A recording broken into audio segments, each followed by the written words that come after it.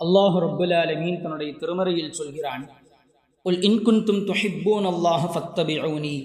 நபியே, மனிதர்களை நோக்கி நீங்கள் சொல்லுங்கள், நீங்கள் உண்மையாகவே அல்லாஹுவை நேசிப்பவர்களாக இருந்தால் என்னை பின்பற்றுங்கள். யுஹ்புபுக்குமுல்லாஹ், அல்லாஹ் உங்களை நேசிப்பான். வயகுஃபிர் லக்கும் துனூபக்கும், இன்னும் அல்லாஹ் உங்களின் பாவங்களை மன்னித்து விடுவான்.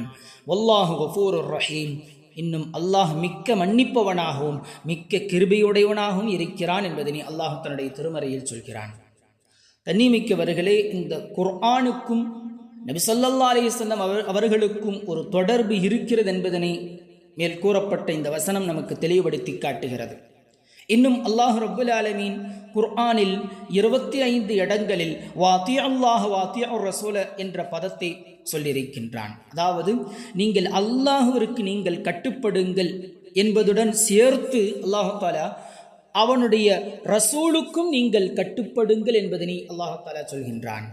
وَمَن يُطِعِ الرَّسُولَ فَقَدْ أَطَاعَ اللَّهَ, யார் ரசூலுக்கு அல்லாஹ்வுடைய தூதருக்கு கட்டுப்பட்டார்களோ அவர் திட்டமாக அல்லாஹ்விற்கு கட்டுப்பட்டு விட்டார் என்பதனையும் அல்லாஹ் தஆலா தன்னுடைய திருமறையில் சொல்கின்றான்.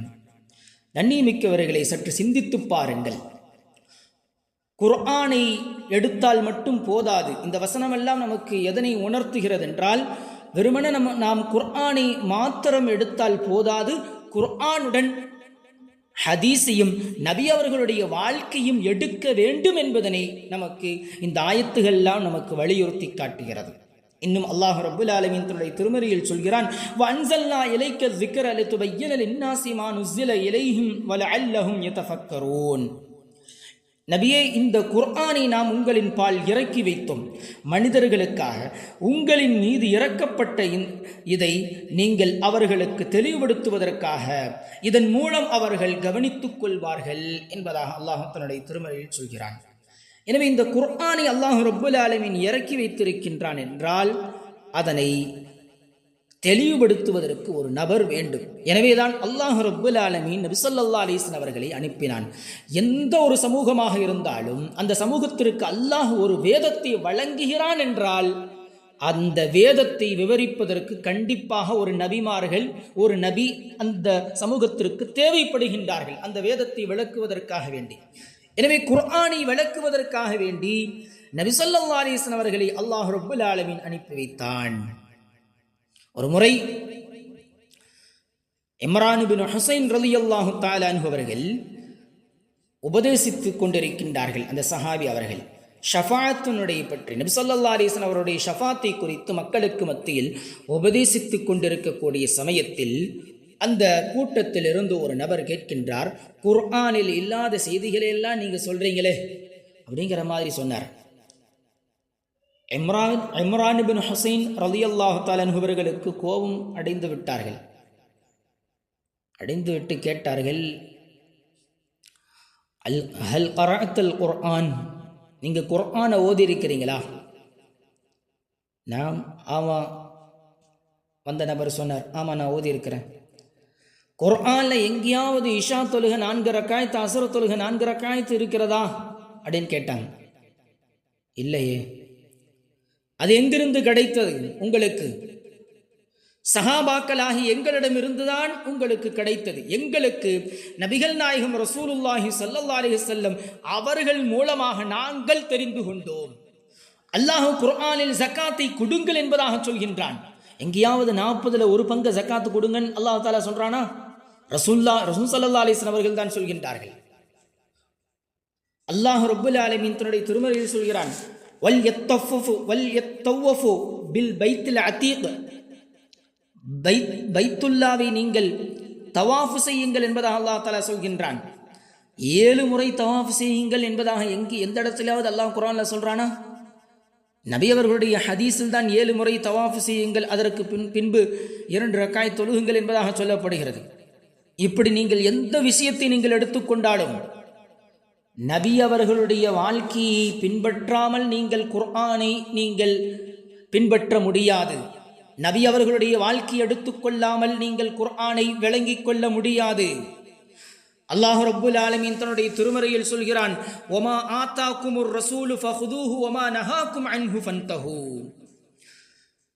ரசூல் எதனை உங்களுக்கு கொண்டு வந்தார்களோ அதனை நீங்கள் பற்றி பிடித்துக் கொள்ளுங்கள். எதனை விட்டும் அவர்கள் உங்களை தடுத்தார்களோ அதனை விட்டும் நீங்கள் விலகிக் கொள்ளுங்கள் என்பதாக அல்லாஹ் ரப்புல் ஆலமீன் தன்னுடைய திருமறையில் சொல்கின்றான். நபி ஸல்லல்லாஹு அலைஹி வஸல்லம் அவர்களை எதனை நமக்கு எடுத்துச் சொன்னார்களோ அதனை நாம் கட்டாயமாக நாம் எடுக்க வேண்டும். நபி அவர்களுடைய வாழ்க்கையை நாம் அவசியமாக நாம் தெரிந்து கொள்ள வேண்டும். குர்ஆனை எப்படி நாம் கற்றுக்கொள்வது நமக்கு அவசியமாக இருக்கின்றதோ அதே போல நபி அவர்களுடைய வாழ்க்கையும் தெரிந்து கொள்வது நமக்கு அவசியமாக இருக்கின்றது. ஸல்லல்லாஹு அலைஹி வஸல்லம் அவர்களுடைய வாழ்க்கையை பற்றி ஆயிஷா ரலியல்லாஹு தஆலா அன்ஹா அவர்களிடத்தில் கேட்கப்பட்ட பொழுது ஆயிஷா ரலியல்லாஹு தஆலா அன்ஹா அவர்கள் சொன்னார்கள், கான ஹுலுஹு அல் குர்ஆன். நபி அவர்களுடைய குணாதிசயங்கள் குர்ஆனாகவே இருந்தது. நபி குர்ஆனை கொண்டு நாம் நேர்வழி பெற வேண்டும் என்றால் கட்டாயம் நமக்கு நபி அவர்களுடைய சுன்னா, அவர்களுடைய வாழ்க்கை நடைமுறை நமக்கு தேவைப்படுகின்றது. அதை நாம் அவசியம் நாம் எடுத்துக்கொள்ள வேண்டும் என்பதனையும் திருக்குர்ஆன் நமக்கு வலியுறுத்தி காட்டுகிறது. இன்றைக்கு சர்வசாதாரணமாக சொல்லிவிட்டு போகின்றார்கள், குர்ஆன் மாத்திரம் போதும், ஹதீஸ் எல்லாம் தேவையில்லை அப்படிங்கிற மாதிரி சொல்லக்கூடிய ஒரு கூட்டங்கள் வந்துவிட்டது. அஹ்லே குர்ஆன், அவர்களுக்கு பெயர் அஹ்லே குர்ஆன் என்பதாக. குர்ஆனுடையவர்கள் அவர்கள் வெறுமன குர்ஆனை மட்டும்தான் ஏற்றுக்கொள்வார்கள், நபி அவர்களை ஏற்றுக்கொள்ள மாட்டார்கள், நபி அவர்களுடைய ஹதீஸுகளை எடுக்க மாட்டார்கள். ஒட்டுமொத்த ஹதீஸையும் எவன் மறுக்குகின்றாரோ அவர் காஃபிராகி விடுவார். அல்லாஹ் பாதுகாப்பானாக. எனவே ஹதீஸுகளை எடுக்கச் சொல்லி குர்ஆன் சொல்கின்றது. எனவே இப்படி இருக்க அவர்கள் எப்படி முழுமையாக குர்ஆனை பின்பற்ற முடியும்? ஒருவர் குர்ஆனை முழுமையாக பின்பற்றுகிறார்கள் என்றால் ஹதீஸையும் நபி அவர்களுடைய வாழ்க்கையும் யார் எடுக்குகின்றார்களோ அவர்கள்தான் குர்ஆனின் அடிப்படையில் அவர்கள் செல்கின்றார்கள். அதனை நாம் மேற்கொண்ட வசனத்தில் நாம் சொல்லி காட்டினோம், இறை வசனத்தை எல்லாம் நாம். எனவே ஒரு மனிதர் சொர்க்கத்திற்கு நுழைய வேண்டும் என்றால் நபி அவர்களுடைய சுன்னத்தை எடுத்துக்கொள்ள வேண்டும். நபி ஸல்லல்லாஹு அலைஹி வஸல்லம் அவர்கள் சொன்னார்கள், குல்லு உம்மத்தி யதுகுலூனல் ஜன்னத இல்லா மன் அபா. மனிதர்கள் அனைவர்களும் என்னுடைய உம்மத்தில் சமுதாயத்தினர்கள் அனைவர்களும் சொர்க்கத்திற்கு செல்வார்கள், சிலர்களை தவிர. யார் என்னை ஏற்க மறுத்தார்களோ அவர்களை தவிர. சஹாபாக்கள் கேட்டார்கள், யா ரசூலல்லாஹ் வமன் யபா, யார் உங்களை ஏற்க மறுத்தவர்கள்? அப்பொழுது ஸல்லல்லாஹு அலைஹி வஸல்லம் அவர்கள் சொன்னார்கள், மன் அதாஅனி தஹலல் ஜன்னah வமன் அஸானி ஃபகத் அபா. யார் எனக்கு வழிபட்டார்களோ கட்டுப்பட்டார்களோ அவர்கள் சொர்க்கத்திற்கு செல்வார்கள், யார் எனக்கு மாறு செய்தார்களோ திட்டமாக அவர்கள் என்னை ஏற்க மறுத்தவர்கள் என்பதாக சொன்னார்கள் ஸல்லல்லாஹு அலைஹி வஸல்லம் அவர்கள். நபி ஸல்லல்லாஹு அலைஹி வஸல்லம் அவர்கள் சொன்னார்கள் இன்னும், மன் தமஸ்ஸக பி சுன்னதி இன்த ஃபசாதி உம்மதி ஃபலஹு அஜ்ருன் மிஅத் ஷஹீதின். ஒரு காலம் வரும், ஒரு குழப்பமான காலம். அந்த குழப்பமான காலகட்டத்தில் யார் ஒருவர் என்னுடைய சுன்னத்தை எடுத்து நடைபடுத்துகிறாரோ பற்றி பிடிக்கின்றாரோ அவருக்கு 100 ஷஹீதுனுடைய அந்தஸ்தை அல்லாஹ் ரப்புல் ஆலமீன் அவருக்கு தருகிறார் என்பதை பெருமானார் ஸல்லல்லாஹு அலைஹி வஸல்லம் அவர்கள் சொல்கின்றார்கள். கண்ணியமிக்கவர்களே, சுன்னத்திற்கு எவ்வளவு அந்தஸ்து இருக்கிறது அல்லாஹ்விடத்தில், அது நன்மைக்குரிய விஷயமாக இருக்கிறது. தங்களுடைய வாழ்க்கையில் நீங்கள் எடுத்து நடங்கள். அவர்கள் ஏதாவது நினைத்து விடுவார்களோ, இந்த சுன்னத்தை செய்தார் இவர்கள் ஏதாவது நினைத்து விடுவார்களோ அப்படியெல்லாம் நீங்கள் பார்க்காதீர்கள், சிந்திக்காதீர்கள். ஒரு முறை ஹுதைஃபா ரலியல்லாஹு தஆலா அவர்கள் பாரசீக தலைவர்களுக்கு மத்தியில் உணவருந்து கொண்டிருக்கின்றார்கள். அப்பொழுது ஹுதைஃபா ரலியல்லாஹு தஆலா அன்ஹு அவர்களுடைய உணவுத்தட்டிலிருந்து ஒரு ரொட்டி துண்டு கீழே விழுந்து விடுகின்றது.